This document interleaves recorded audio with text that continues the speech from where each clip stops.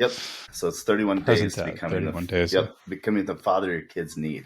Awesome. What It's was the the inspiration official. for that? Um, yeah, so I'd say inspiration is just the relationship I have with my kids. Hmm. Um, so kind of go in my background. I graduated with a criminal justice degree from college. Went and started working with high risk youth. I've always had a passion to work with children growing up, like when I was younger, counseling camps and church camps and stuff like that, and helping out in my community. So I knew I always wanted to work with kids. Yeah, so I graduated and I wanted to be a juvenile probation officer. Was Hmm. started school wanting to be that, ended school wanting to be that.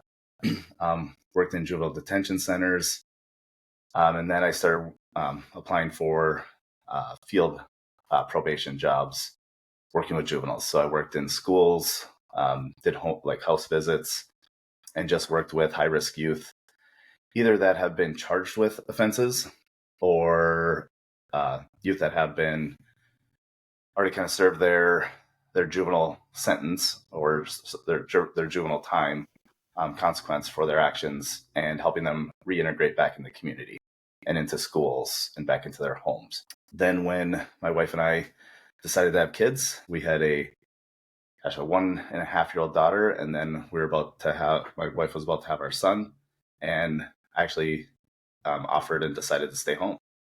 So I've been Hmm. a stay-at-home dad for almost 17 years now.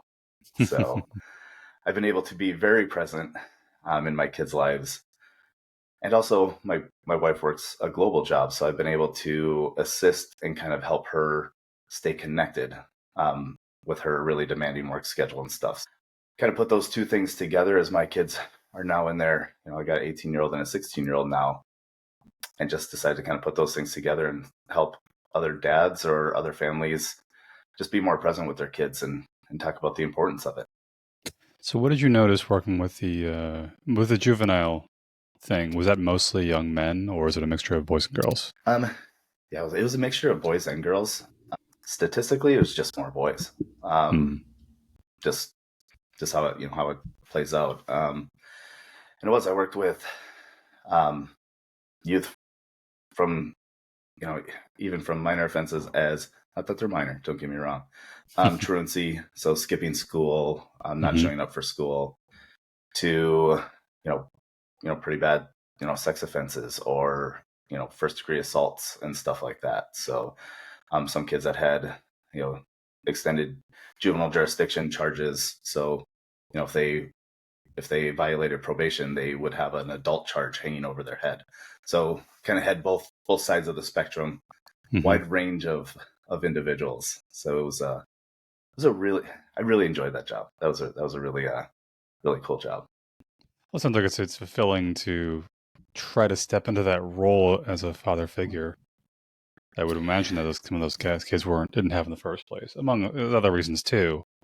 But in the case of this, like being the present dad, I wonder to what degree. Like, so I'm trying to draw like a through line to say, like,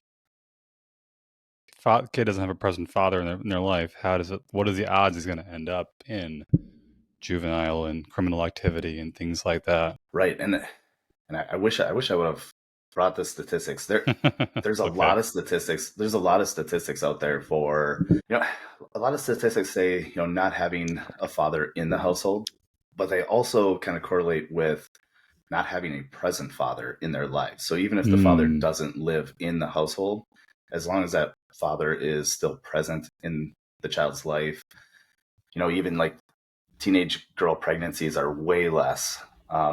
The likelihood for juveniles to end up in the juvenile system or jail as they get older is way higher if they don't have a father in their lives.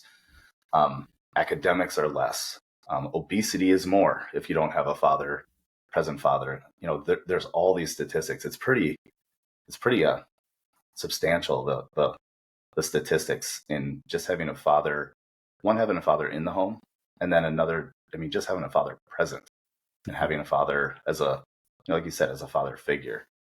The other thing I'd say to that is when I was working probation, I was probably, I was probably 22 to 25 years old when I kind of started working with families directly. And, it's it's very eye-opening and interesting when you're 22 years old, um, coaching and educating families on how to set boundaries and uh, set household rules and what's an appropriate consequence for said rule. I got a lot of, at that time I didn't have the gray hair and stuff, so I looked a lot younger. And they're like, do you have kids? What do you know about raising children? And that was a question I got a lot. And I kind of sat there and I'm like, well, I mean, I know what rules I had growing up, and I know, just basic expectations were very difficult for some families, which led to, the kids acting out and stuff like that. So Yeah, and it's a multi-generational thing. I think it's people. I hear this a lot where people tend to want to look at one specific explanation for a situation. It's like, oh, it's just kids these days. Oh, it's politics. Oh, it's this one thing that's causing all the problems. And it tends to be a very, very narrow short-term view, but if you start to zoom out quite a bit, you start to see a much bigger trend on a multi-generational level. I had this discussion with my father, I think it was like 6 months ago, and it was so funny how quickly it floored me. Because he lost his father when he was very young, when he was 12 years old. I don't think his mother remarried till he was about 21. So he really lost like critical years of having his father around. The mother lost her father when she was 17.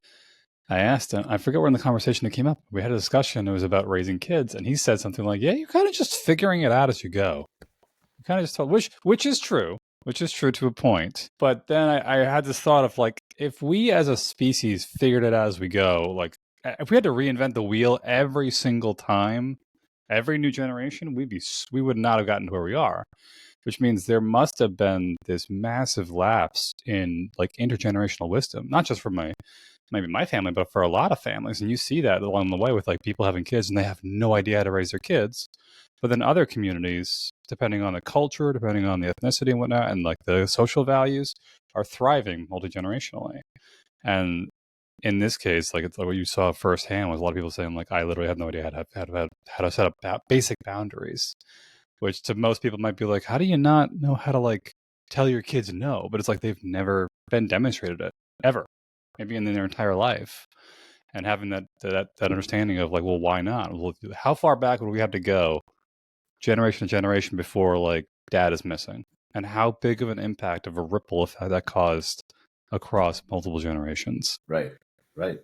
Yeah. I know. And you say that, and it's kind of funny, and I feel like I had a really good hold on working with children and stuff as I was growing up. Like growing up in our local church, I was helping in the nursery and stuff, so like I had a pretty good idea. I babysat my niece as I was when I was in my 13, 14 year old life. And it's funny, like it is still kind of overwhelming because I do remember my wife and I leaving the hospital with the baby, and put her in the car seat. We come home, we sit on the couch, and I have the car seat still. The baby's sleeping in the car seat, and I'm like, what do we do? Like I don't even know where to start. You know what I mean? And Driving home at 10 miles an hour. Just yeah, everything is sitting there yeah. complaining about how everybody else is driving around me as they're flying Yeah. by me, and I'm going probably 20 miles under the speed limit, which is probably even more dangerous. Mm-hmm. But it was like we sat home, and I'm like, I remember I looked at my wife because she was in corrections as well at one point, and we both kind of looked at each other, and I'm like, man, I feel like we have a good grasp on things, but right now I'm having like major anxiety, like Mm-hmm. what is our schedule? When do I feed her? When do Mm-hmm. it's like if she cries, like is it because she's hungry or needs to be changed, or does she have an ear infection? Is she sick? And we're like, we did the books, we read the books, we put in the beforehand work, we did the parenting class, we did all these things, and still when I was sitting there, I'm like, and then I even looked at her, I was like, now how would we do this if we didn't do all that work? We're 16, 17, 18 years old. Mm-hmm. We both kind of just looked at each other, and it was an eye-opening experience because it's super intimidating, and you have to learn a lot of it as you go. You make your own choices. You're the leader in it. You get to decide the household rules as they grow up and stuff like that. And And the thing is that, like you kind of said, generational and stuff, and it's so important early on to set those rules and expectations. You know, if you haven't said no to your child by the time they're 13, 14, 15 years old, good luck saying no to them now, Mm-hmm. you know, Mm-hmm. where they're in that age where boundary pushing is in there. Like that's what they do at that age. Mm-hmm. How Mm-hmm. far can I push my dad before he snaps type thing, or how late can I be on curfew before I actually get a consequence? Like I want to feel these things out and see what my limitations are and what I have to work with. You know? Yeah. Yeah. And it's, yeah, I've had a lot of discussions with people who have this impression of how is somebody this age and they don't understand this thing, whatever it may be, boundaries or just like the maturity thing. It's like if you've never been told no in your life, 13, 14, 15 years old, suddenly someone starts telling you no. And there's this question of like, how did they get like this far along without having anybody say no or teach them? And in some cases, I've had people come to me and basically say like, oh, I've got like 40, 50-year-olds who are still acting like teenagers and whatnot. And it still all ties to this idea of somewhere along the line, something got disrupted in this whole process of turning you into a functioning, mature adult that can be well integrated into society.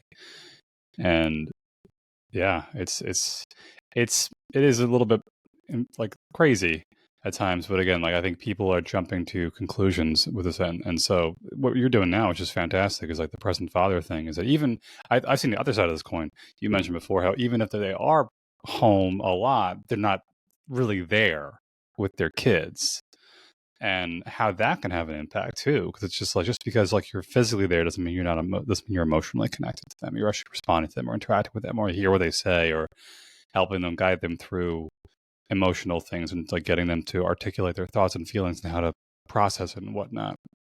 And have you noticed a similar impact on those kids with maybe with juvenile thing where it's like, well, maybe like in one half the kids literally had no father in their life whatsoever, but another portion was like they were around, but they were not there at all, and it had almost the same impact. Right.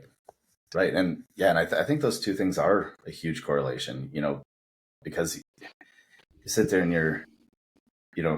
and I'm guilty of this, and I'm sure, anybody listening and stuff can be guilty of this. If Mm-hmm. they can't relate it to being present in the moment with their kids, it might be with their significant other, their spouse, their family, their friends. And I mean, I see this when, just the other day, my wife and I and our two neighbors were going, to go, actually, this makes me sound old now. We're going to play pickleball, and we're all having a conversation in the car, and we're all talking. And it was funny, like I'm driving, so I have to be present, right? So I'm telling a Mm-hmm. story, and I kind of looked around, and my wife was listening, and I kind of looked, and everybody else was on their phone.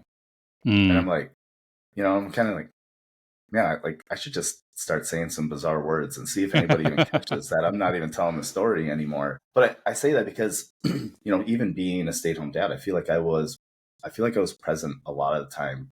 But I also noticed myself that I wasn't intentionally present. Like either Mm-hmm. I had my phone not on silent, so a text would come in, or an email would come in, or a notification would come in, or having a conversation. I even know like my daughter is, transitioning into college this next Mm-hmm. year.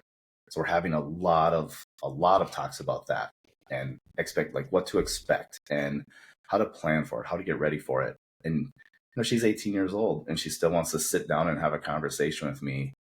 And I can feel my phone going off. And there's still something inside of me like, well, what if it's important? And I'm like, how important can it really be? Like Mm-hmm. my whole family is under the same roof as I am right now. So how important can this text be?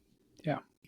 And of course I looked at it afterwards and it was, it was some garbage, notification that came up that wasn't even, I think it was an ad for something. I had to figure out how to get that off from even, posting, but it's, and a lot of what the book is and the process when I work with dads and other men is being intentionally present. Like being Mm-hmm. physically present is one thing, kind of like you said, we're just being there is great. It's better than not being there. However, being intentional with your time and being fully present, fully emotionally present, and not being distracted is a whole nother thing. I just had a thought and I lost it. What has been your reaction so far to like the men that are coming to work with you, the fathers that are coming to work with you? What kind of questions are they coming to you with? A lot of it is scheduling and how to be more intentional with your time. I would say this first week that we've really kind of hit on is they feel like they have time. Like, oh, I work till this, and then I want to make sure that I'm home for dinner and bedtime routine. And then they're like, and then something comes up for work and I miss dinner and I get home right at the bedtime routine and I don't want to jump in the middle of it and rile them up and ruin the routine. So a lot of it is right now that we're kind of talking about, because a lot of these guys are in business, like they're self-employed. So they're running their own business. And, as like there's not really set hours. If you want to, you can work every hour of the day if you want to. It's our part of the scaling process. And so we've been talking a lot about setting boundaries and, and following through with your commitments. I mean, and a lot of times, I bring up communication and I communicate. Like if I say I'm going to be somewhere, I communicate to my wife and I say, yes, I will be home by 5:00, or I will be off these calls at 5:00 and help out with dinner and this and this. And I put a notification on my calendar. I'm very intentional with doing that because time can get away from me. I know that's a gap area for me. So I have to either set an alarm or a notification. And then when that alarm hits, I said it out loud. I made a commitment and said it out loud. I didn't leave a gray area, and now I have to follow through. So that's a lot of what we're kind of doing right now. And then spending intentional time. A lot of the, actually our exercise yesterday after our call was to do something physical with your kids. So if it's push-ups, if it's going for a walk, if it's going sledding, if it's whatever it is to be active and let them see you doing something active and sharing that activity with them instead of, okay, well, I've worked all day. Here's dinner. Like, I'm going to go work out. Instead, design a workout that you can do, even with your, child sitting next, laying next to you on the floor doing push-ups or sit-ups or burpees, whatever it is. Because it's good for them to see it too. I mean, there's no reason Modeling, that we should, that we should do that in, on our own and in secret. We can include them in that, activity. Yeah, it's like a do as I say, not as I do, but really they're doing what you're doing too. Right. There's a really interesting phenomena in child development and psychology and things like that. It's referred to as social referencing. And it's basically if you ever have like a little baby, and the baby's sitting on your lap, and the baby sees something like new that it's never seen, something fell over, or something happened. More often than not, the first thing they'll do is look up at you and see how you're reacting to it.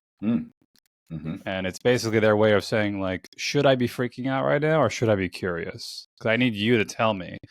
And especially with kids, really up until the age of like teenage years is when they ideally get to this point where they're kind of like, I'm starting to really become my own independent entity, and I'm going to start pushing on the boundaries and see where the walls really lie.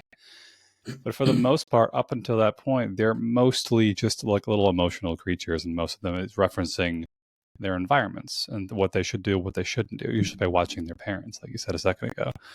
So it's a lot of it is like being conscious, not only with your kids, but also about like what you're doing intentionally and what you're trying to convey to them by the things that you do. And so, like you said, like if you say one thing but didn't do another, there's a break in trust there. Or if you're there but you're not really there, if you're like, oh yeah, I'm listening, actually, yeah, totally, I'm listening right now, while pulling your phone out and things like that. And even what I'd recommend a lot of people do, like I do massage nowadays, and sometimes I'll keep my phone in my pocket, but I put it on silent because I know it's like if I get that vibration text, like the next 10 minutes I'm just spending trying to like pull myself back into the room. Because it's just, what is it, Facebook? Is it a text? Is it a new client? Is it this? Is it that? Like, does it really matter that effing much? for the next like 30 minutes of this massage. We just get it done. But it happened so many times that eventually I said, like, I need to just like put us in like a box somewhere and then just like, so I could stay here present with this person that I'm working with. But imagine it's the same thing with children. They end up getting like this slow disconnect. And then when things down the road do happen with the kids in terms of life issues, they're less likely to come to you because they don't feel that emotional connection to you to kind of say, like, can I trust you to really be there to help me through this thing if you've always been so disconnected with me before? Yeah. Right. Yeah, and I mean, yeah, I mean when you talk about that social referencing, even it's funny, even in their teen years, if something happens, like my kids will kind of look over like, how's dad going to react? Like they want to see it, right? They want to see, Yes. and I'm pretty calm, and I'm pretty calm when things like that happen. But it is one of those things like they model after that behavior as well. If you drop a glass in the kitchen and you curse and I mean, you were all happy and talking about school in the beginning, like, what do you got going on today at school, buddy? Like all this kind of stuff. And you drop a glass and now you're pissed off and you're cleaning it up and you're angry with it. And you drive them to school without communicating anymore. I mean, it's impossible for them not to pick up part of, oh, well, that's how I'm supposed to react to something. Like dropping a glass should make me angry. Like it should make me upset. It should make me this. And, and that's one thing. And don't get me wrong, that is sometimes the initial feeling, especially like a glass of milk when your kid drops it in the morning and you're like, that whole saying, what, don't cry over spilled milk, but man, milk is terrible to clean up. It goes on the counter, like hits the ground and splashes up on the counters. And you're like, okay, and it's funny. I've been pretty intentional to be like, you know what? Like, oh, I'm so sorry, Dad. I'm sorry. And I'm like, it's okay. Hey, why don't you help me grab a towel?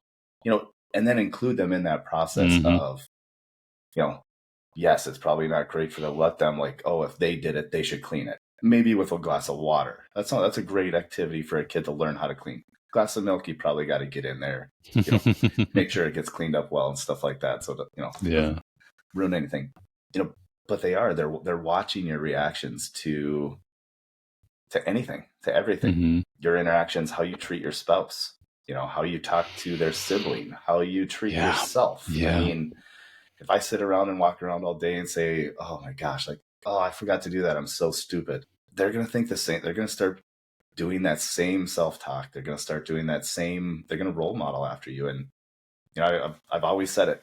I think our kids are always watching.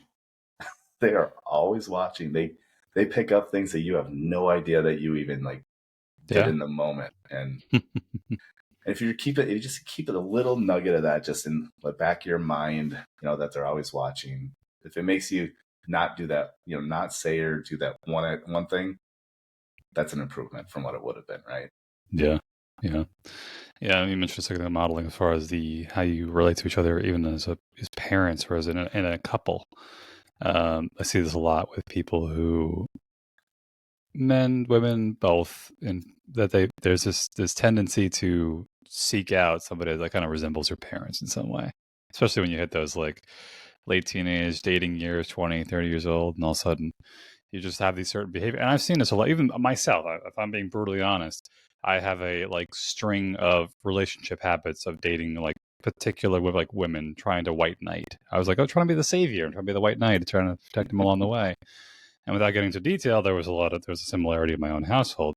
Parents not realizing that in times it's like sometimes your work becomes their work too. That it's like if you can overcome those issues, you can kind of model and demonstrate what it's like to go through trying to get over your inner demons or things like that. Like you end up A, not projecting that to your kids, and then B, creating a better framework of what they should see moving forward in their own lives, so that you don't get this because very often I think like the odds of like if your grandfather was an alcoholic, the odds of your father being an alcoholic, the odds of you being an alcoholic or a drug abuser or sex, whatever it may be, there's so many times it's just like it ripples through the generations. And your ability Absolutely. to really sit down and say, like, even though we might feel a certain way in the dynamic and of our relationship, is it actually going to be a good thing to model for our kids? Like, yeah, I think I see this a lot where people just have the impression of just like what they thought they were projecting to their kids is not actually what was being received. Right. Yeah. Absolutely. Yeah, that happens. Yeah, that happens a lot. I mean, and it's funny, and you kind of sit there, and I don't know. I guess when you're saying that, I'm replaying some situations where Mm-hmm. I have a daughter, and I want my daughter to be a strong young woman. I want her to stand Mm-hmm. up for herself, and so you sit there, and when situations happen, there's different ways that you can stick up for yourself, and so the decision making in that is very, very difficult, or I find it very difficult. How do you speak up? How do you stand up for yourself? How, like, tone of voice, the words you use, Mm-hmm. your posture. Do you, how far do you go to stand your ground and protect yourself? All those kinds of things. And it's like, you got to be very careful on how you role model that behavior as well, right? That aggressive behavior, and it's not even really aggressive behavior, but when it starts to get a stressful situation where you do need to stand up for yourself and not be walked on, it's a fine Mm-hmm. line between going, like, standing up for yourself and going too far, Mm-hmm. like bringing things like almost physical, or Yeah. bringing it to the point where, it could get physical. And you're like, well, that's not the answer either. However, you also have to talk to people like, well, if it does get physical, like, how do you protect yourself in that type of situation? There's such levels of where you match, the defense. I don't even know how to really kind of say it, or the threat, how you match the threat, and Yeah. protect yourself, stand up for yourself, and be able to walk away and think of it the next day as like, okay, I really handled that well. I'm proud of myself for how I handled that. Mm-hmm. Because I know there's times that I've handled situations and I'm like, I wake up the next day and I'm like, either I'm really upset that I didn't stand up for myself more, or I went too far and I was like, oh, I wish I could take that day back. Like, I did not handle that well. Um, but I also feel in the moment, you may not always make that right choice. As long as you're thinking about it, and taking a step back, taking a breath, trying to make the right choice. And I also think communication is one of those main things that you've got to have. And it's like, okay, have a conversation about it afterwards. Because if you're thinking about it, your child's thinking about it too. Like, oh, they're probably thinking that situation last night was crazy. So they're probably thinking, well, that's how you handle it. And Mm-hmm. they don't know that you're thinking that I handled that terribly. So having that communication and following back up and saying, hey, let's have a talk about what happened last night. Like, I really didn't like the way I handled that. I woke up this morning not feeling very good. You know, if I could replay it, I wouldn't do X, Y, and Z.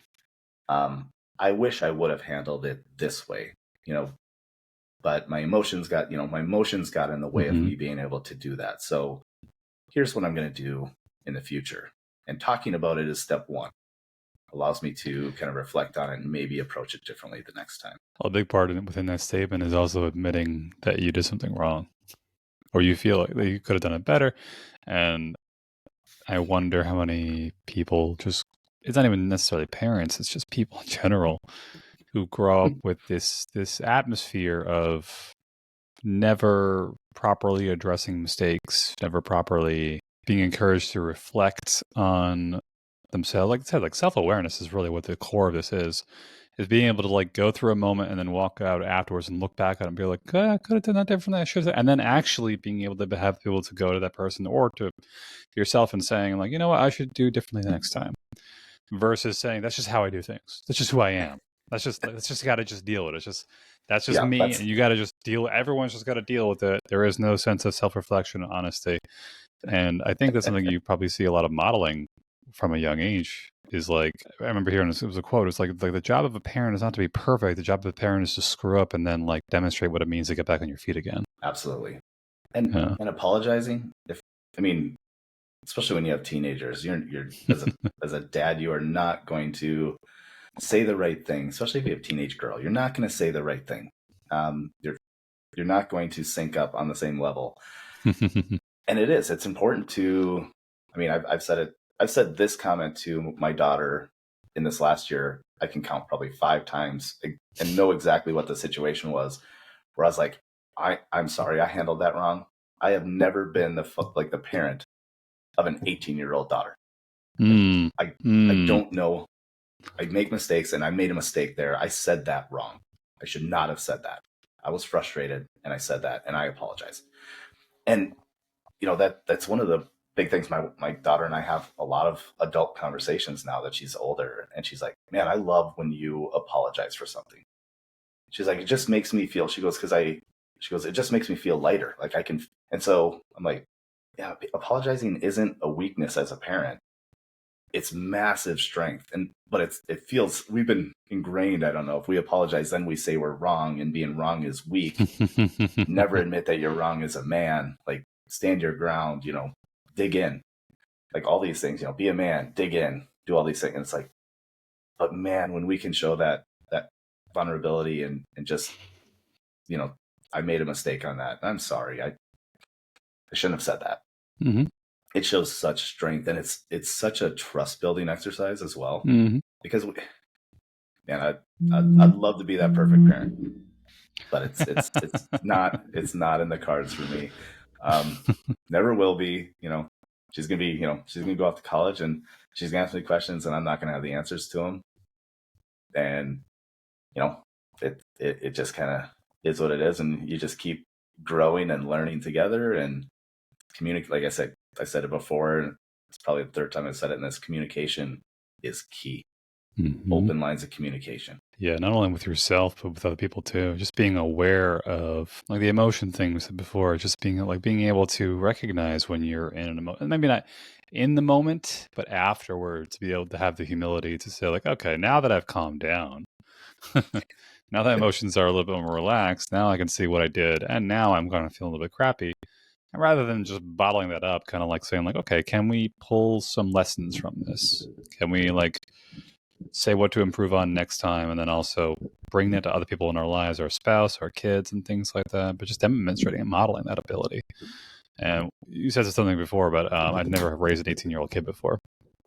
This was an interesting one. It was somebody was talking about how their children, when they had kids, they still had. I'm curious, maybe if this is maybe it's not always the case that we have this opportunity, but they had their grandparents around, or like the grandparents were around. And I remember him making a point to say, like, I think the guy had like 4 kids, and he said, like, I've got like a 15-year-old and a 9-year-old. Taken a 9-year-old to 15 years old before because I've done it before, so I know what to do. But I've never taken a 15-year-old to like 18, 20, 21. But my grandparents did, or my parents did, their grandparents did. Yep. So I can go to them to seek counsel and advice as to like how I should handle these situations. And I think there's something interesting going on even today's day and age where I'm not here encouraging people to have kids younger and younger, but there was something of a unintended benefit, I guess, through that multi-generational dynamic whereby if we were having kids younger, usually there was either parents or aunts and uncles or aunties and like grandma, grandpa nearby, or multiple generations of people nearby who were just like, if you need help, we've been there before. But nowadays, between social isolation with social media, with a lot of like just the way things are going in the West, people moving apart so much more than ever, really not keeping the same connection with their family, a lot of political divide, and people just waiting to have kids later and later in life means that like the odds of your parents being around when your kids come along to help out when they hit that age is much lower, which then leads to this loss of information. And it's this kind of, not say values, but this idea of like, what do I do in a situation? Is there a book somewhere? Can I go online and Google this? How do I handle when my 18-year-old freaks the hell out over college applications? I've never done this before. And a lot of this is becoming like new for a lot of people, but it's almost like a loss of the generational wisdom through a number of different mechanisms between either social isolation, through parents aging out of the pool, so to speak, a number of different things. Yeah, and I think, and it changes, generation to generation. Like our kids right now have access to way more information than we had access to growing up. Just with internet and cell phones and connectivity, they are always. It's weird right now. They are always on call as kids, and that was a huge difference from my upbringing. Is if you were at home, you didn't get the call.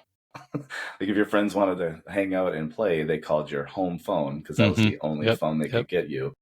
And if if you were 16, 17, 18 and you had already left for the night, they don't see you that night.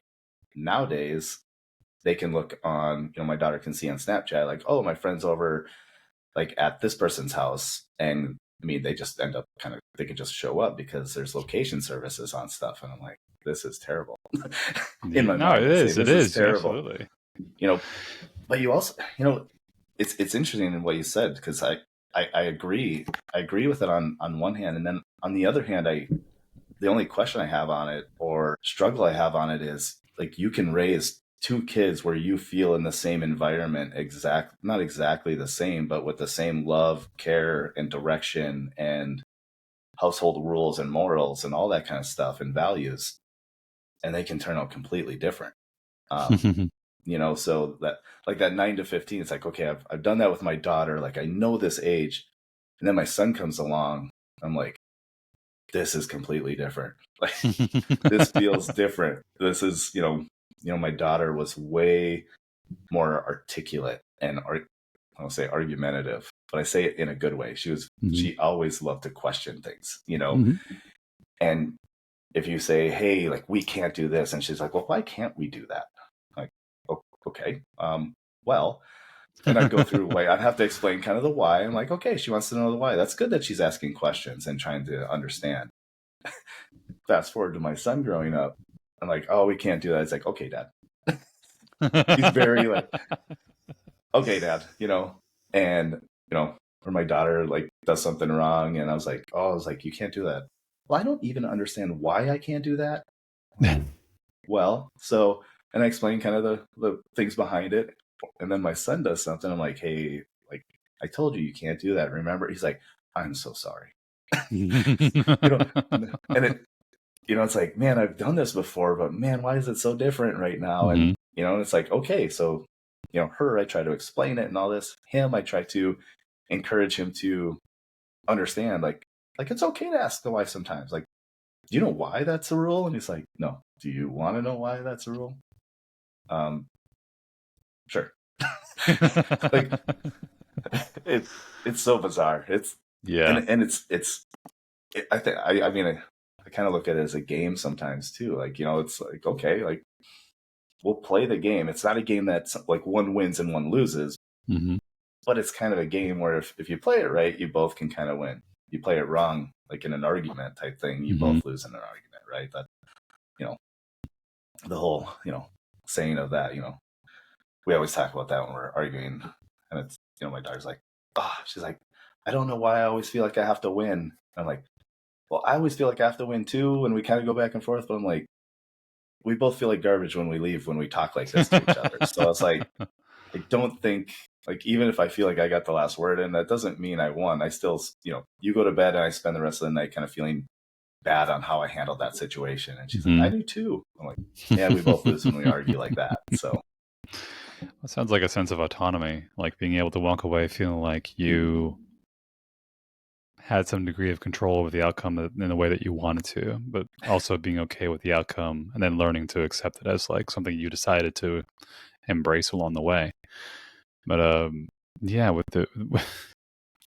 what was your experience raising a daughter versus a son? Obviously, their personalities seem to be very different, but I think I personally see there's a lot, especially with what I'm trying to do with the men's coaching here, is there's an issue I see nowadays where we're treating boys like defective girls, where basically it's like, why can't you just, sit still and behave? And why aren't you doing as well in school as your sister? And why aren't you aren't you quiet? And it's like, clearly you've never met a little boy in your life. But generally speaking, there's a whole bunch of like data and research and statistics behind actually why this happens, especially with young boys. I think the average they suggested was about, when it comes to young boys and girls in school, up until a certain age, they're about a year difference in terms of intellectual development and brain development and maturity. That boys mature about a year slower on average than girls. They need more physical activity. They need a lot more rough and tumble play. Because they're going to be strong. They're going to have muscles one day. They're going to be like, you don't want to the kid who can't handle being told no, putting his fist through a wall every 5 minutes because he got mad about something. like things break when boys are big and strong and angry. Right.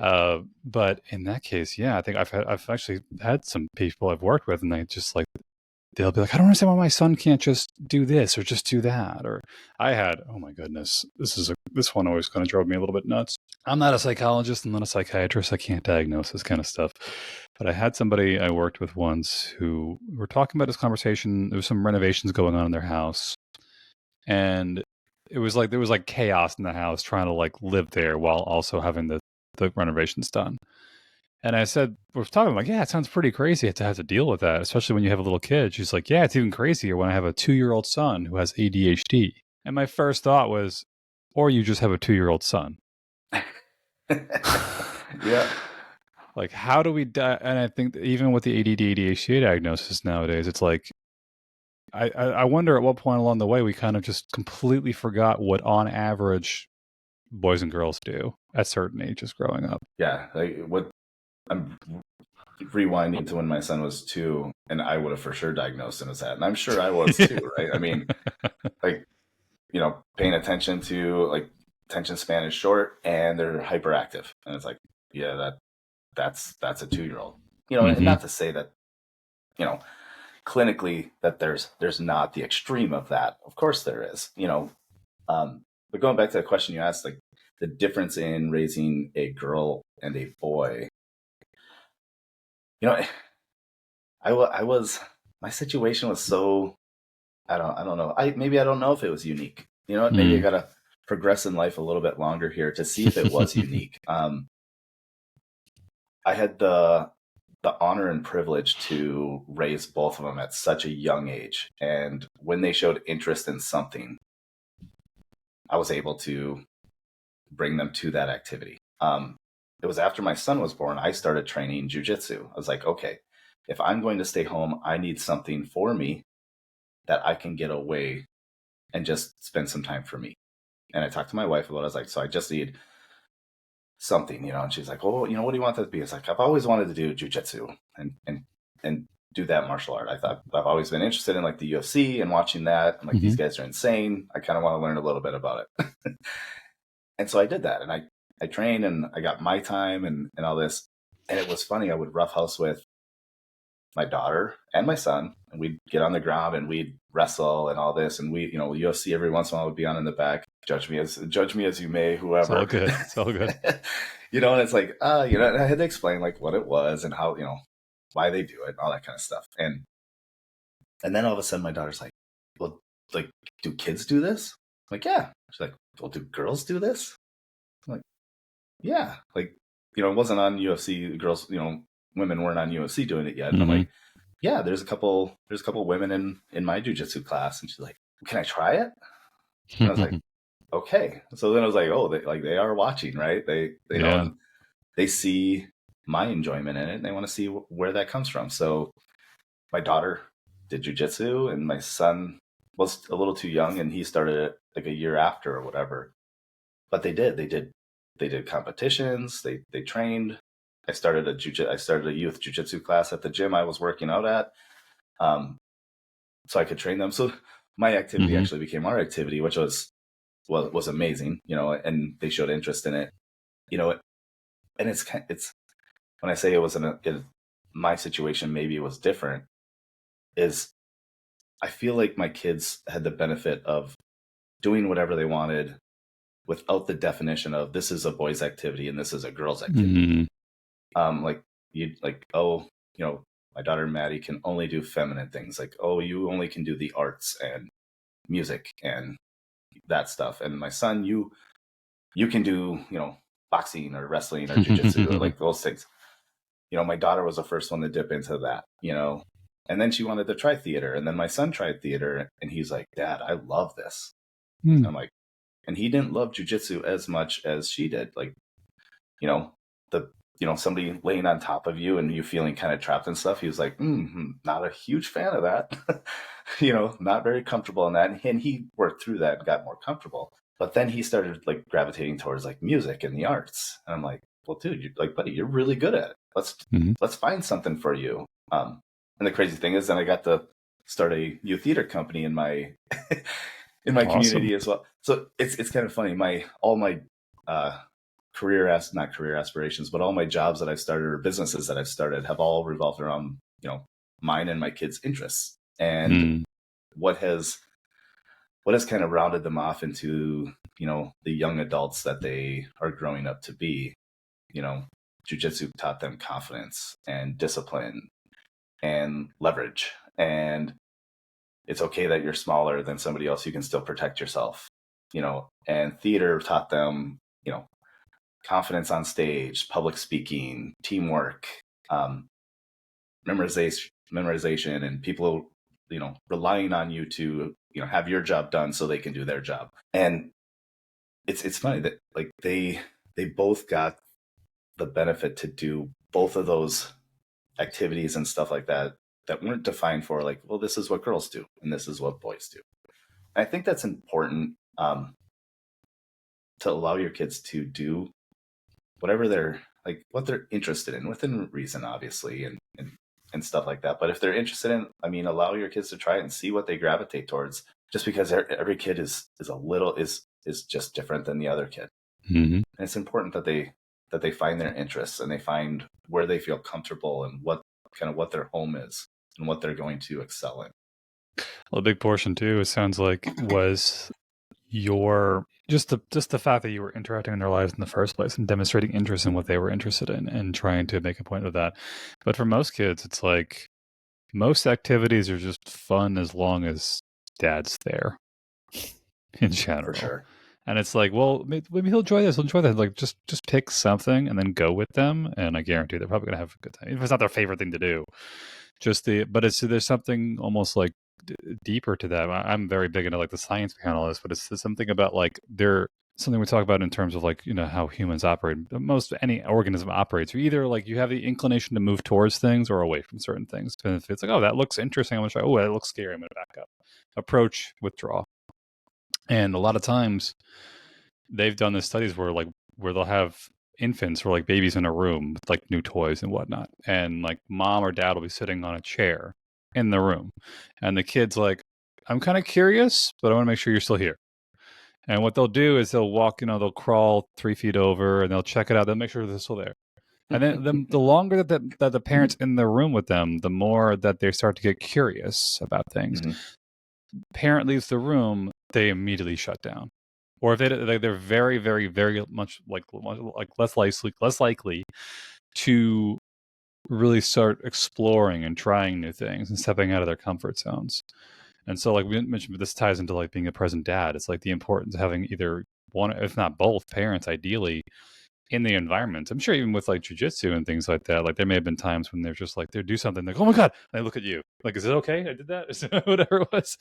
But just like if you Yes. weren't there, that shutdown happens so much more intensely. And then if you compound that shutting down over years and years and years, you get these young adults and fully grown adults who are just terrified of risk, terrified of stepping out of their comfort zone, have no idea what they're interested in because they didn't have that kind of emotional and physical safety. Physical safety might be like, yeah, dad's nearby, but emotional safety is like, and he's going to be here in case I have something going on. Like I'm Right. connected to him in some way. And I know he's shown me enough times that if something was to happen, he'll be here for me. Yep.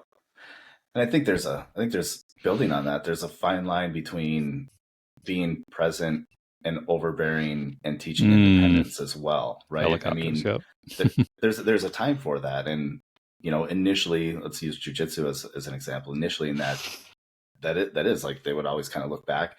I would be in the class. I was teaching class, but I would watch them and they'd do something. They're like, okay, like, is this okay? And I totally like, understand that reference. And then there's other times where, as we were kind of going, and and the head instructor was like, "Hey, like, you okay if I pop in and do this class?" And I'm like, "Yes." I'm like, "I'm actually going to step out for this one." And so being present and being there, but I also wanted to teach my kids like, okay, like I trust this guy, this gentleman. He's the guy who's teaching me. Now I want you to be confident, independent, and learn from him without looking back at me Yeah. during this time. And Yeah. but that was very intentional. And I feel a lot of times we can use that as an excuse too. It's like, I'm teaching them independence, so I'm going to go, I can go kind of like not be there. But I think Yeah. it's super important, like, when you go to a ball game or a basketball game, whatever it is, volleyball match, whatever your child's in, when you're there, they want to see that you're there. So when you're there, stay off your phone. If you're there looking at emails, watching videos, you put your headset in, you're watching a movie while your daughter or son or whatever is doing like gymnastics or tumbling or the ninja course or whatever. Like they're looking over to see, because that's what they do, and they're seeing you on your phone, and that's what they're going to remember, and that's their expectation then. And yes, I get you got to take calls. I get that some of these activities happen during work times and stuff like that. I get sometimes you can double dip and you can kill two birds with one stone if you bring your daughter to gymnastics, and then let them know, communicate with them like, hey, I'm sorry I can't watch today. I'm going to be on a phone call, but I'm going to catch the last 15 minutes. So they know you're going to be back in the last 15 minutes. But if you say that, you also got to cut your call off when it's supposed to be cut off and be there for that last 15 minutes. So be intentional with your time. You can do both, but just have some awareness of how they're maybe perceiving your presence. It's very difficult to quantify that. And that's the tough part, I think, for a lot of men in particular. We're very like numbers oriented, or very like detail. How can I squeeze out more here, squeeze out more there? And what you can quantify in that situation is like, well, a 15-minute phone call might land me a new client, which makes me make more money. But you can't put a number to that time when they're older and they're not as connected to you as you want them to be, because you just repeatedly didn't have that opportunity to spend time with them and be present when they were there. You can't put a number to it, but it's going to show up in some way at some point. And Absolutely. it's very easy to fall into that trap. I had a friend of mine. What's up? I just Sorry, want to go add for it. one thing, and don't beat yourself up over it though either. Because I consider myself a very present dad. However, I also know when I'm at I'm watching a volleyball tournament and we're on like game 6 on the second day, I'm checking emails every once in a while. I was like, okay, like I'm not intentional in walking away, making sure like she doesn't I try to watch when she's out there, but it's also like, okay, let's be realistic and let's give ourselves some grace as well. Mm-hmm. We're not perfect, as we kind of say, we're not perfect dads. We can be present, we can be intentional, we can do all that stuff, but we are going to make mistakes, on the journey, and that's okay. It's okay to fall back into it. We're also programmed we're being programmed to kind of do some of these things, disconnecting from the world for a 5-hour tournament. You got to check. You got to check and see what's going on. If my wife isn't there, I can't not look at my phone for 5 hours. It's like, so give yourself some grace during the process. Yeah. Well, it's what popped up earlier. I had a friend of mine. She's a paramedic, and she works in a pretty affluent area, to say the least. Like really, really just money on top of money on top of money. And she mentioned, I remember she came in one day for a massage, and she told me a story about how like the night before she was in an ambulance, and majority of what happens in these affluent areas, like depending on the community and like, the background, the social network and whatnot, it varies quite a bit. But in this particular area, the majority of ambulance calls was teenagers overdosing on various drugs, even though they had 6 Lamborghinis and 12 Bugattis and like partied every night like a rock star. And she mentioned how they were driving to the ambulance in the back of the car, and it was like a 17-year-old. It was like this 4th time trying to kill himself, basically 4th time overdosing, young boy. And the father was in the ambulance with them, and while they're going, the father was literally on a phone call. And the kid is like in between throwing up, whatever he ingested, and cursing out his dad. That like, you were never like, you're only interested, you only care about money, you only care about your effing business, you only care about it. And the dad's literally just like, yeah, buy 12 shares of Tesla and sell 2 shares of Google, whatever it is. Literally, in like the 4th time that your child has had like a attempted suicide. And just thinking about like the extremes of what could happen. And whereas in one case where it's like, in this case, he had no time for his kids whatsoever. More money than God, no time for his children whatsoever, and this is what happens. And then the other extreme is like helicopter parenting, where it's like you literally have like the other side of this. I used to do tutoring. This is a funny one. I did. I'm sure you've seen it on tutoring. Oh my god, yeah. I had so the kids would come in. It was a center, it was a facility that I worked at. They basically brought the students to me, and I just taught them math and science. Mostly middle school, high school kids, occasionally college.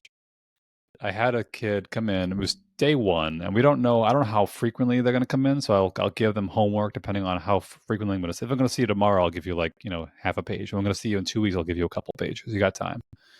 And so I ask him like, all right, you seem like you're doing pretty well with this particular math topic and all this stuff.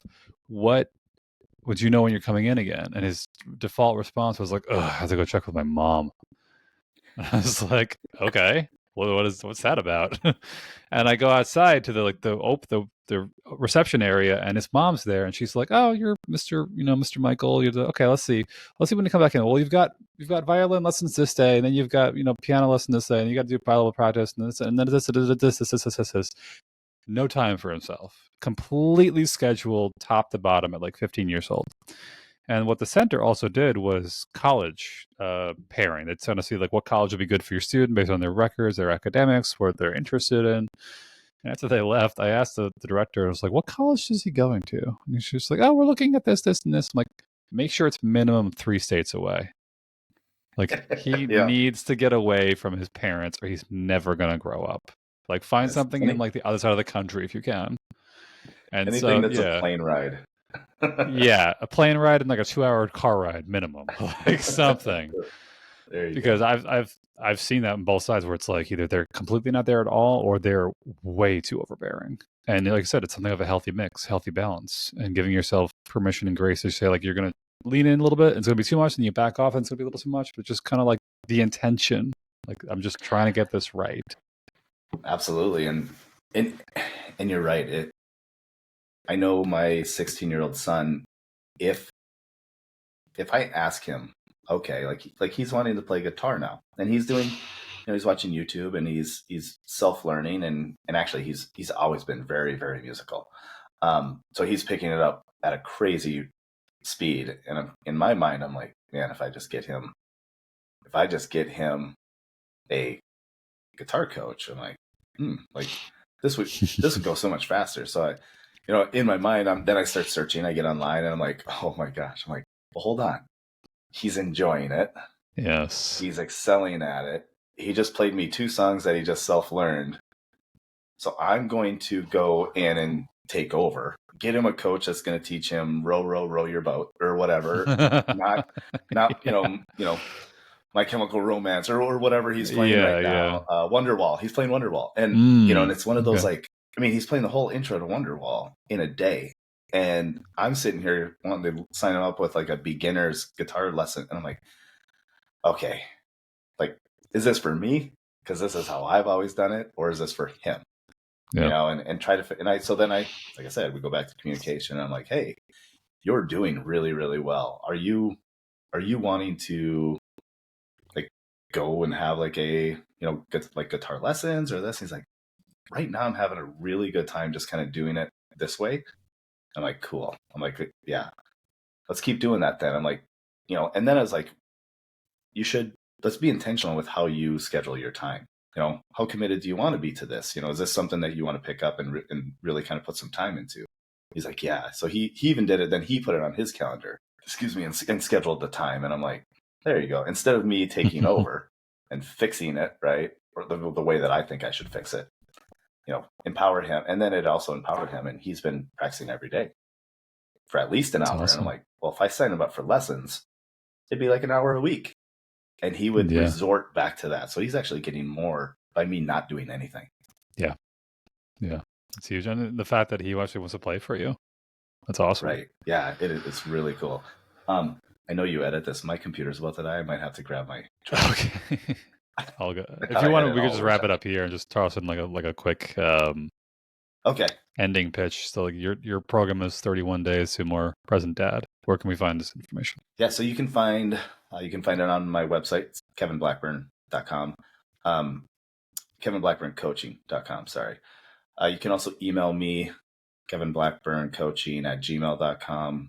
I'll get back to you. I'm on social, any social platform. Yeah, the book's on Amazon. Yeah, the book is one thing, and then yeah, running the group. Our next group starts March 1st, and it's a 31-day program. So there'll be between 15 and 20 dads that will be in the same boat as everybody else and wanting to just be more present, be more active.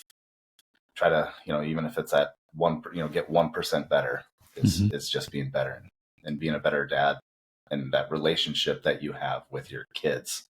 Like you said, you can't put a price tag on the relationship you have with your kids. Once they're out of the house, now, when they're in the house, they have to interact with you. When they're out of the house, any interaction you get is a gift. And whatever you build on the front end is also the relationship you're going to have on that back end. Yeah. Yeah. Awesome. Kevin, thank you so much for your time today. Thank you. Thanks for having me.